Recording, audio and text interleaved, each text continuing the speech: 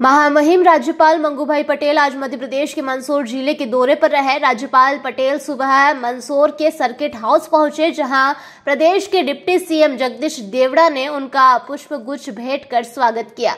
इसके पश्चात राज्यपाल पटेल विकासखंड मल्हारगढ़ की ग्राम पंचायत सुठोद में आयोजित विकसित भारत संकल्प यात्रा के कार्यक्रम में शामिल हुए। इस दौरान बड़ी संख्या में भाजपा पदाधिकारी व कार्यकर्ता मौजूद रहे। जहां तक मेरी जानकारी में है कि मध्य प्रदेश में जितने प्रवास और जितनी छोटी छोटी जगह आपका जाना हुआ है, शायद इस मध्य प्रदेश के इतिहास में किसी भी महामहिम का इतना प्रवास नहीं हुआ। यह हम सब के लिए बड़े गौरव की बात है और बहुत छोटी छोटी बातों की आप चिंता करते हैं और दूर अंचल जाने की कोशिश आपकी रहती है कि कौन वंचित रहा, किनको सरकारी योजनाओं का लाभ नहीं मिल रहा है। यह आपकी बड़ी पैनी निगाह रहती है हमेशा। मैं जब से आपके संपर्क में आया हूं, आपके सानिध्य में मुझे काम करने का अवसर मिला है, तो मैंने जब भी ये आपसे सुना, बहुत बारीकी से इस प्रदेश की ऐसी सारी बातों को आपने गंभीरता से लिया। ये हम सबका सौभाग्य है। विकसित भारत संकल्प यात्रा, हम आभारी हैं और हम धन्य भी हैं कि यशस्वी प्रधानमंत्री देश के परम श्रद्धेय आदरणीय नरेंद्र मोदी जी, वो देश के प्रधानमंत्री तो है, देश के नेता है, केवल देश के नहीं वो विश्व के नेता है नरेंद्र मोदी जी। नरेंद्र मोदी जी ने हिंदुस्तान का डंका पूरे विश्व में बजाया। इसका हम सबको, हिंदुस्तान के लोगों को गर्व है। और ऐसी चिंता कि जो केंद्र सरकार की जितनी योजनाएं चल रही है, चाहे वो उज्ज्वला योजना हो, आयुष्मान कार्ड हो, किसान सम्मान निधि हो, जल जीवन मिशन की बात हो या प्रदेश सरकार की योजनाओं की बात हो, आज तक के इतिहास में मुझे ऐसा लगता है कि किसी भी प्रधानमंत्री ने इतनी चिंता की हो कि जो योजनाएं चलाई है वो धरातल पर काम कर रही है कि नहीं कर रही है, लाभ मिल रहा है या नहीं मिल रहा है, और उन सब योजनाओं से कौन वंचित रहा है। जो पात्र है फिर भी अगर वो वंचित रहा है तो उसके लिए पूरे हिंदुस्तान में इस प्रकार की विकसित भारत संकल्प यात्रा निकाल करके हमारे सारे अधिकारीगण यहां पर स्टॉल लगा करके बैठे हैं और सारी जनता को, इस प्रकार की पंचायत के आसपास के लोगों को बुला करके जो वंचित हैं वो यहां पर आवेदन देंगे और उन योजनाओं से अगर वंचित है, पात्र है, तो उनको यही निराकरण होगा। शायद मुझे लगता है कि ये बहुत कम ऐसे प्रधानमंत्री होंगे जिन्होंने ये विचार किया होगा, लेकिन ये ऐसे हमारे संवेदनशील प्रधानमंत्री जिन्होंने इस प्रकार का विचार करके ये सारे ऐसे कार्यक्रम, कई जगह गए हम, इन कार्यक्रमों में गए, हमने पूछा आयुष्मान कार्ड का, महामहिम महोदय जब वो आकर के मंच पर आते हैं, बताते हैं, तो वो भावुक हो जाते हैं, रोने लगते हैं कि हमारे घर की हैसियत, हमारे परिवार की हैसियत 1000 रुपए भी खर्च करने की नहीं है, लेकिन इस आयुष्मान कार्ड से हमारा इलाज, हार्ट अटैक का इलाज अहमदाबाद के अस्पताल में हुआ, जहां 4.5 लाख रुपए खर्च हुए। अगर मोदी जी ये काम नहीं करते तो मरना और जीना तो ईश्वर के हाथ में, लेकिन शायद हम नहीं रह पाते इस दुनिया में। ऐसा अद्भुत काम, ऐसी योजनाएं जो जमीन पर उतारने की अनेक काम, मैं ज्यादा विस्तार में नहीं जाऊंगा क्योंकि अभी हमारे देश के यशस्वी प्रधानमंत्री जी का भी अभी डायरेक्ट लाइव होगा। हमारे महामहिम साहब को भी हमको सुनना है आशीर्वचन। लेकिन ये सारी योजनाएं निश्चित रूप से मैंने कल इसी कार्यक्रम में मैंने ये कहा था कि हमारे सारे अधिकारी जब बैठते हैं, इन सब योजनाओं का लाभ जिनको नहीं मिला उनसे जब वो आके आवेदन देते हैं, तो मैं तो सबसे ये आग्रह कर रहा था कि भाई ये पुण्य का सरकार के माध्यम से आपके हाथों से अगर होना है तो उन लोगों को पूरा सम्मान देकर के उनकी क्या औपचारिकताएं पूरी करना है। इस काम को अगर आप लगन से करेंगे, इसको बोझ समझ करके नहीं करेंगे, क्योंकि अगर प्रधानमंत्री वहां बैठ करके चिंता कर रहे हैं तो अगर ये काम हमको हमारे हाथों से होना है तो मुझे लगता है कि इससे ज्यादा कोई पुण्य का काम नहीं हो सकता। तो इसको बोझ समझ करके नहीं करना है। और सारे हमारे, जबकि क्योंकि मोदी जी ने इस बात का संकल्प लिया है कि 2047 तक भारत विश्व में सबसे विकसित राष्ट्र में नंबर 1 पर आए, इस संकल्प को पूरा करने का अगर उन्होंने संकल्प लिया है तो ये देश के सारे लोगों की जिम्मेदारी है कि हम सब उनके साथ कंधे से कंधा मिला करके काम करेंगे। निश्चित रूप से इस संकल्प यात्रा में सारे लोग ऐसे आए हैं, कई लोगों को जिनका आवेदन नहीं दे पाए, जो लोग आवेदन नहीं दे पाए वो लोग आवेदन देने का काम करेंगे, चाहे वो प्रदेश सरकार की योजना हो चाहे केंद्र सरकार की, तो निश्चित रूप से इसका लाभ मिलेगा।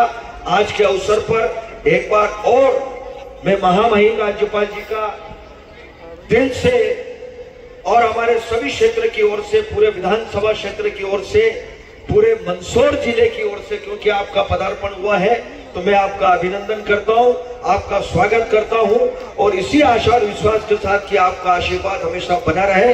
बहुत बहुत धन्यवाद, नमस्कार। और सारी सरकार आ गई। देखो मंदसौर के तो विधायक आपके ही है और डेप्यूटी सीएम बन गए।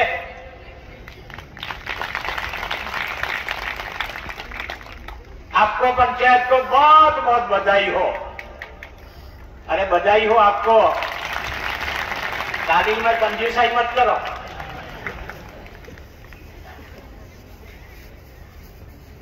भाई श्री जगदीश देवड़ा जी, उप मुख्यमंत्री मध्य प्रदेश शासन, बहुत पुराने और सीजन और सक्रिय सांसद माननीय सुधीर गुप्ता जी,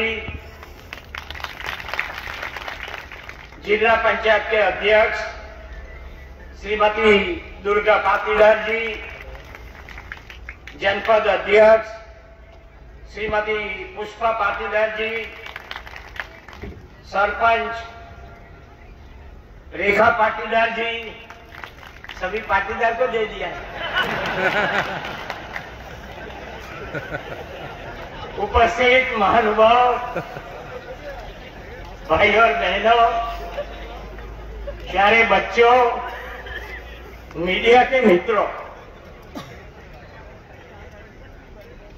आज हमारा देश इतिहास में एक महत्वपूर्ण मोड़ पर है, जहां से देश अपनी क्षमता के प्रति आश्वस्त होकर भविष्य की ओर बढ़ रहा है।